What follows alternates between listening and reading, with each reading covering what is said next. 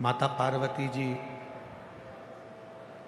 अपना पूरा बचपन भगवान शिव की अविरल भक्ति में लगा देते हैं। माँ जगतजननी जगदम्बा अम्बा माँ पार्वती जी का ऐसा कोई समय जाता नहीं है जिस समय पर माँ भगवान शंकर की पूजन नहीं करती, साधना नहीं करती।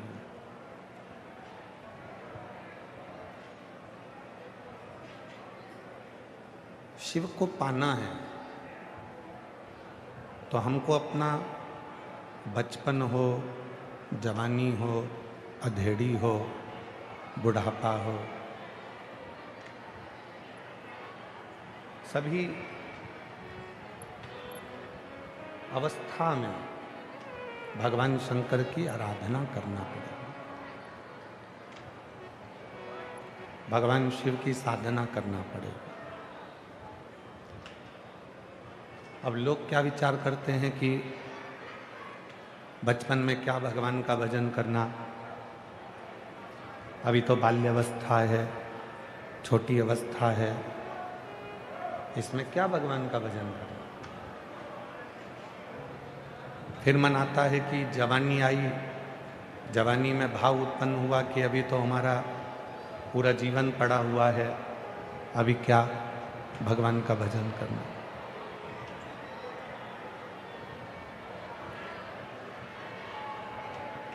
फिर आ जाती है अधेड़ी, जिसमें व्यक्ति अपने मन को ये विचार कर लेता है कि मुझे मेरे बच्चों को पालना है, विवाह हुआ है, उसका भार है मेरे ऊपर, परिवार को लेकर चलना है, सबको साधना है, अभी क्या भगवान का भजन करना। ऐसे करते करते करते करते हमारी पूरी जिंदगी निकल जाती है। और मेरी जीजियों,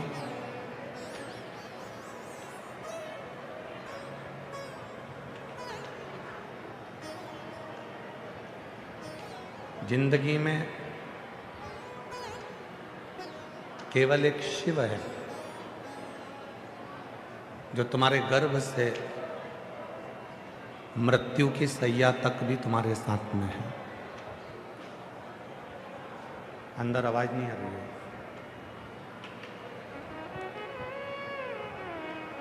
तुम्हारे जन्म से लेकर जब तुम गर्भ में रहते हो, गर्भ से लेकर मृत्यु की सैया तक शिव तुम्हारे साथ में रहते हैं। और मैंने तेरे ही भरोसे बाबा, तेरे ही भरोसे हवा उड़ती जावागी बाबा, डोर हथो छठी नाम कटी जावागी। भोले मैं तेरी वतन, शंभू मैं तेरी वतन, हवा में उड़ती जावागी बाबा, डोर हथो छठी नाम कटी जावागी। भोले मैं तेरी वतन। हमारे आपके जन्म लेने से भी पहले शिव हमें स्वीकार कर लेते हैं, और जब हमारे प्राण छूटते हैं, जब प्राण जाते हैं, तब भी शिव हमारे पास में खड़े रहते हैं। अब दुनिया के लोगों को क्या लगता है कि मेरा परिवार, मेरा कुटुंब, मेरे रिश्तेदार, मेरे नातेदार केवल यही मेरे हैं। तो शिव पुराण कहती है जब विपदा की घड़ी आती है तो जितने हमें अपने नजर आते हैं ये सबसे दूर खड़े नजर आते हैं, केवल एक अपनी श्रद्धा, विश्वास और शिव अपने पास है।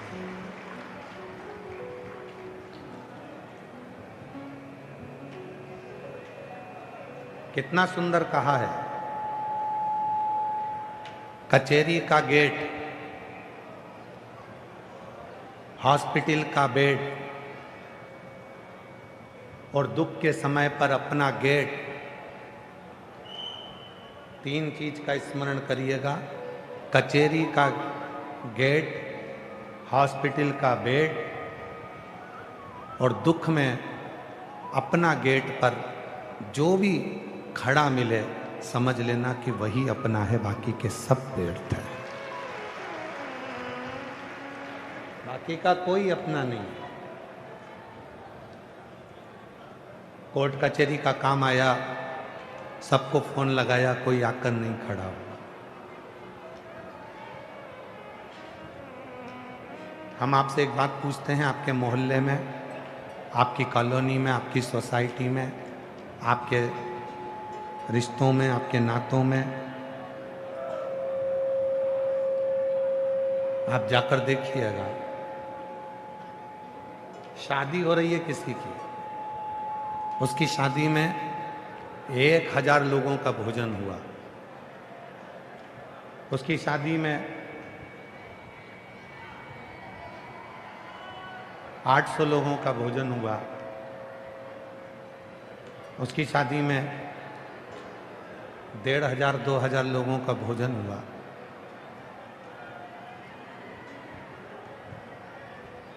और मान लो वो शादी सफल नहीं हुई, और शादी सफल नहीं हुई और लड़ाई हो गई, झगड़ा हो गया, थाने में रिपोर्ट हो गई, कचहरी में पहुंच गई बात, कोर्ट में पहुंच गई, और कोर्ट कचहरी में बात पहुंची और वहां तुमको गवाही के लिए नाम लिखा दिया गया, तो तुम तुरंत झगड़ा करने पहुंचोगे कि हमारा नाम क्यों लिखा।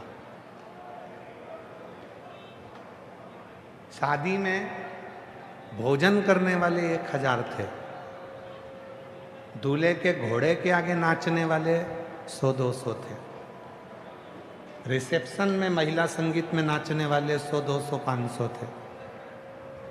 पर जब तलाक की बात आई, दोनों का संबंध नहीं जमा, तलाक होने लगा।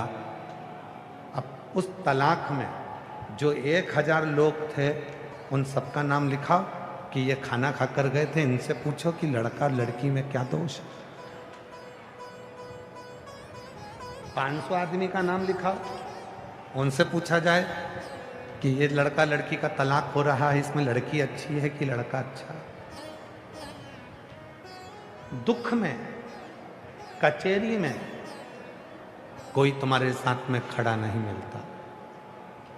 हॉस्पिटल के बेड पर एक दिन लोग देखने आ जाएंगे, वो भी लोकाचार की भाषा में, दिखावे की भाषा में, पर हॉस्पिटल के बेड पर भी कोई तुम्हारे तरफ साथ खड़ा नहीं मिलता।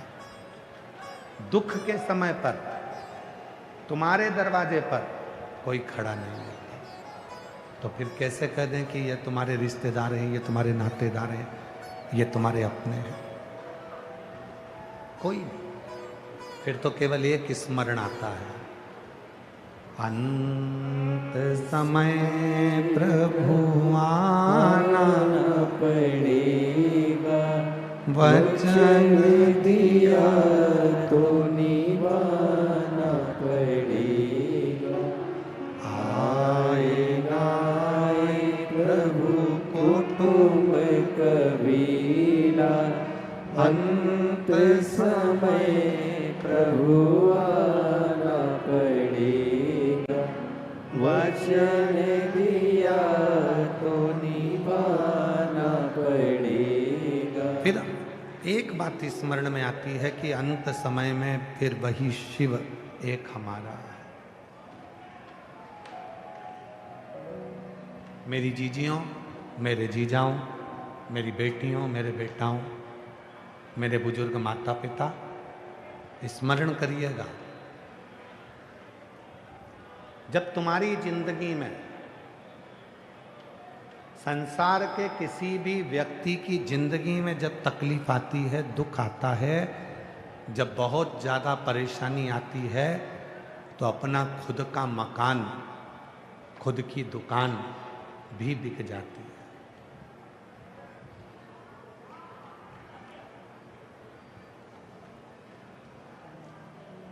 जब जिंदगी में दुख आता है, जब जिंदगी में तकलीफ आती है, जब जिंदगी में कष्ट आता है,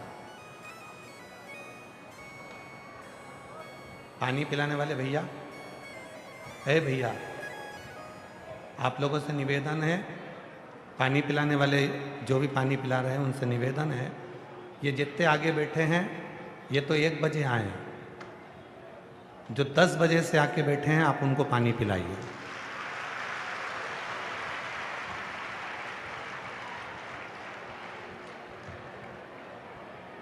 ये सब 1 बजे आए हैं जो आगे आगे बैठे हैं। जो 10 बजे से आए हैं, अगर पानी पिलाने का इतना है तो आप वहां जाकर पिलाइए जो 10 बजे से धूप में जगह संभाल संभाल कर बैठे।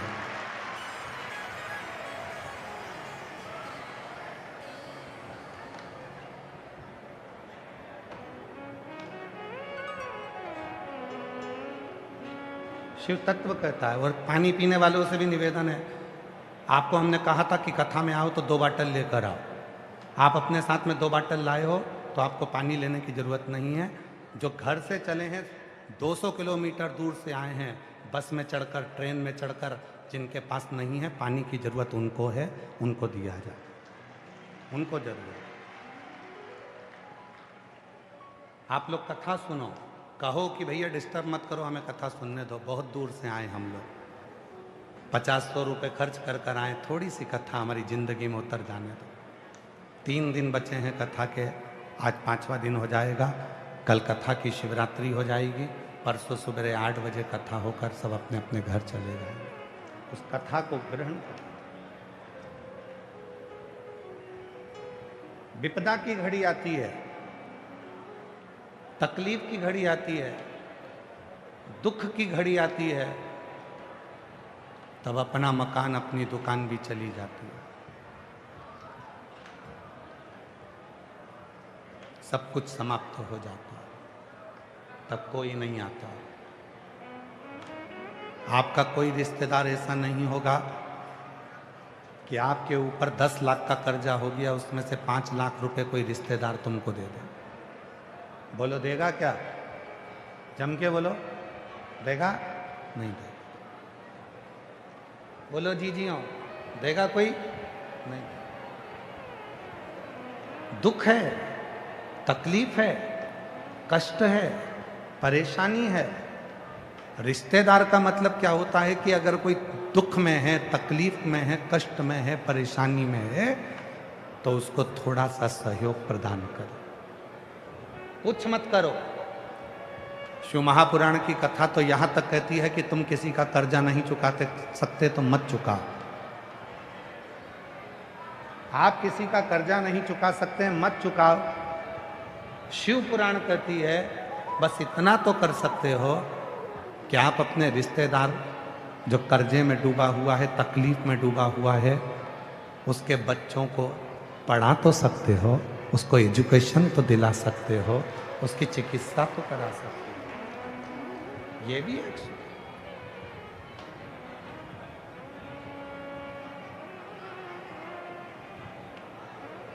और मैंने तेरे ही भरोसे बाबा, तेरे ही भरोसे। आप उसको धन मत दीजिए, आप उसको पैसा मत दीजिए, आप मत चुकाओ उसका कर्जा, पर इतना करो, आप किसी मंदिर में भी 1 रुपया दान मत करो, आप किसी महाराज को भी मत दो, आप किसी मठ को भी मत दो, आप तो किसी को मत दो, पर एक काम करो, अपने रिश्तेदार को देखो, अगर वो बहुत ज़्यादा परिस्थिति से डाउन है, परिस्थिति से बेकार है, तो उसके बच्चों को पढ़ाने में अपना पैसा खर्च करो, उसको पढ़ाने में अपना पैसा खर्च करो। अपने मोहल्ले में देखो, अपनी कॉलोनी में देखो, अपनी सोसाइटी में देखो, अगर कोई बहुत ज़्यादा बीमार है, उसके पास में दवाई का भी पैसा नहीं है, तो उसके लिए खर्च करना प्रारंभ करो, मत दो आप किसी।